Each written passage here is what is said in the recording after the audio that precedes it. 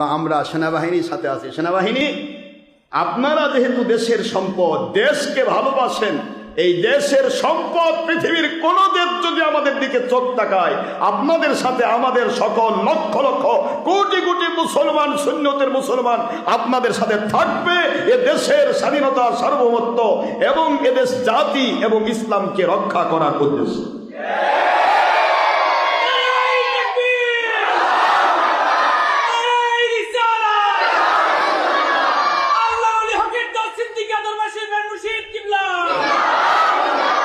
আমাদের জান হাজির, আমাদের প্রাণ হাজির, আমাদের শ্রম হাজির, আমাদের সময় হাজির, দেশ, জাতি এবং আল্লাহ প্রদত্ত আসল ইসলামের জন্য। ঠিক না ঠিক? আর এই আসল ইসলামের জন্য যে থাকবে, আমরা তার হাতকে শক্তিশালী করে সামনে এগোতে চাই। এটা আমাদের কাজ।